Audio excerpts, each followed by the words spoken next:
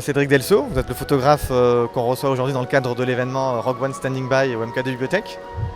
Bonjour à tous. Je vais commencer par la première question.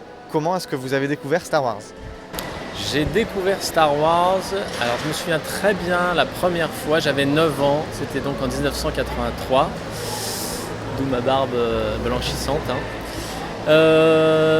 Et en fait mes copains à l'école avaient déjà vu les précédents, il n'y avait pas de magnétoscope, il n'y avait pas tous les moyens techniques d'aujourd'hui, donc pendant des années, ils parlaient de Star Wars et moi je ne savais pas très bien ce que c'était très mystérieux et je me souviens qu'enfin, en 83, à la sortie donc, du Retour du Jedi, j'ai pu voir les premières images et j'ai été vraiment estomaqué, c'est-à-dire que ça m'a pulvérisé sur mon siège et pendant des journées, on va dire que j'ai pas parlé mais j'étais ébahi.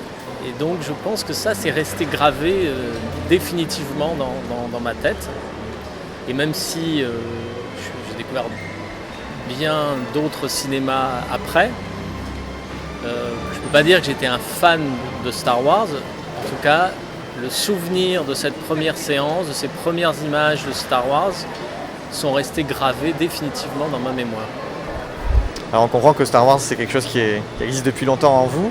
Et comment est née la série de photographie Dark Lens, donc qui est exposée actuellement au MK2 Bibliothèque, qui est derrière vous notamment? Comment est née cette série de photos? Oui, c'est-à-dire qu'entre cette première séance et cette série, il s'est passé plus de 20 ans. J'ai pas pensé tous les jours à Star Wars, c'est sûr. Donc il y a eu tout mon parcours de photographe qui s'est installé. Et là, moi j'étais un photographe plus, comment je pourrais me définir, un photographe de lieu en fait, où ce qui m'intéressait c'était d'aller voir des lieux, les lieux les plus différents, les plus étranges, tous les lieux qu'on a construits, détruits, bâtis sur cette terre, en tentant de les mettre en scène et de mettre en scène la perception que moi j'avais de ces lieux. Et à force de traîner à droite à gauche sur cette planète, j'ai vraiment eu la sensation qu'on vivait en pleine science-fiction. Donc j'ai essayé de mettre en scène ces lieux un peu comme si je photographiais des vaisseaux. Mais les gens restaient en général devant ces images, c'est des jolies images de lieux qu'on connaît bien, mais pour moi il y avait quelque chose de plus, c'était cette dimension vraiment de science-fiction. Jusqu'au jour où je me suis dit, mais le seul moyen de vraiment me faire comprendre, c'est d'intégrer des personnages de la science-fiction. Et là, forcément, pour moi, qui dit science-fiction, c'était forcément Star Wars. Donc c'est à partir de là que j'ai décidé de mettre des personnages de Star Wars dans les lieux. Et ça s'est fait comme ça, c'était pas d'abord Star Wars, c'était d'abord les lieux, d'abord la perception de ces lieux, et ensuite du coup, cette perception de l'ordre du fantastique, mettre des personnages tirés du fantastique dedans. C'est très bien, ça me permet de poser la question suivante sur comment vous avez choisi les personnages. On voit que sur pas mal de photos qu'il y a des droïdes de combat de l'épisode 1, on voit aussi des Scout Troopers de l'épisode 6, alors comment vous faites votre sélection de personnages? Il y a effectivement quasi exclusivement que des droïdes, en tout cas il y a très peu d'humains, et il y en aura même de moins en moins, qu'à la limite, ce qui m'intéresse c'est que ces droïdes sont un peu une métaphore lointaine ou obscure ou énigmatique de l'homme, donc c'est une manière pour moi de parler des humains en les décrivant par leurs avatars Android. Mettre Yann Solo ou des personnages déjà référencés et en plus humains, c'est tout de suite s'inscrire dans l'histoire officielle Star Wars. Là, ces droïdes-là, ils sont... En plus, j'utilise beaucoup les battle droïdes. Ce sont pas des personnages extrêmement attachants ou travaillés, mais pour moi, ils m'intéressent beaucoup parce que justement, ils sont très énigmatiques et on peut les voir et rajouter un peu ce qu'on veut. Donc ça, c'est pour ça qu'ils m'intéressent particulièrement. Et voilà, des droïdes parce que c'est une métaphore lointaine de l'humanité. Alors on est devant une photo qui s'appelle The Buick, qui a été prise à Dubaï en 2009. Comment vous avez eu l'idée, en voyant ce décor sûrement, d'intégrer les droïdes de combat et de présenter la photo de cette façon? Alors c'est ce que je tentais un peu d'expliquer, c'est qu'à chaque fois, je suis d'abord attiré par un lieu, pour des raisons obscures, que je ne maîtrise pas, mais qui pour moi m'apparaissent comme une sorte d'évidence, encore une fois, où je sais que là, mais je dis mais, pardon, mes petits personnages ou mes vaisseaux, ou les vaisseaux de Star Wars seront un peu comme chez eux, comme à la maison. Donc quand j'ai tourné autour de cette vieille Buick qui prend la poussière depuis 30 ans, j'avais presque l'impression d'être en face d'un vieux vaisseau, comme du vieux Falcon. Il y avait une sorte de sensation comme ça, un peu euphorisante, un peu étonnante. En même temps, c'est un lieu un peu triste. Et du coup, j'y ai imaginé instantanément une sorte de droïde fatigué qui pose devant cette voiture. Et ensuite, la mise en scène se travaille après. Là, on a déjà l'idée.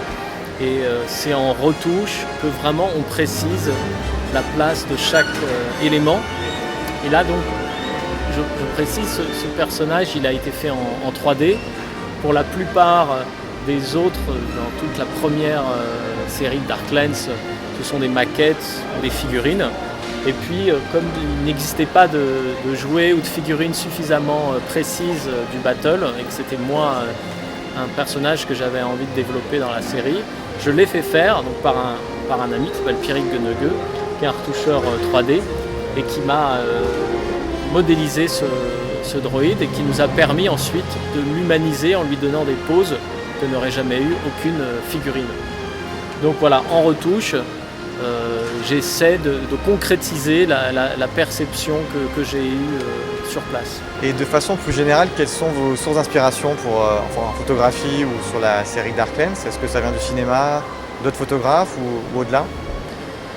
Alors oui, la question de l'inspiration est toujours une question un peu compliquée d'y répondre parce que c'est tellement large et tellement vaste. Il n'y a pas forcément...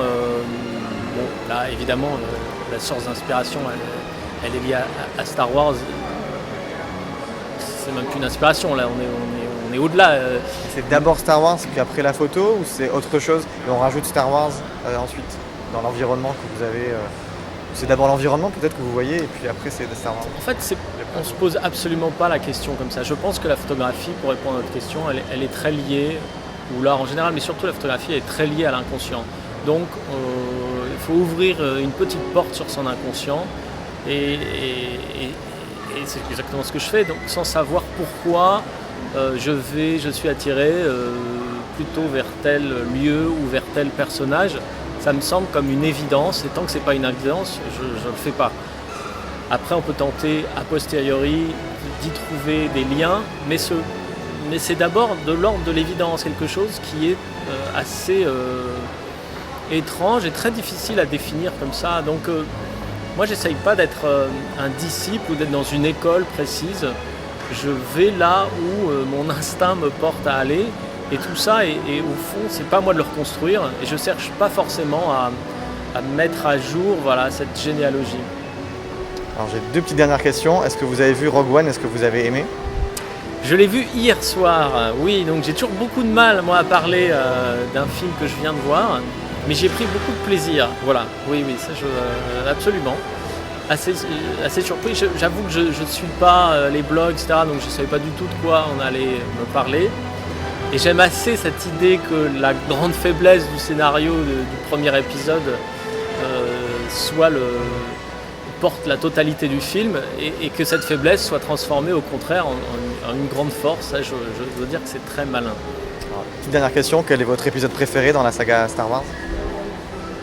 S'il y en a un. Je vais dire assez bêtement, celui que j'ai le plus de plaisir à revoir, un peu comme beaucoup, c'est l'Empire contre-attaque, mais j'ai envie de vous dire le prochain, c'est toujours le suivant.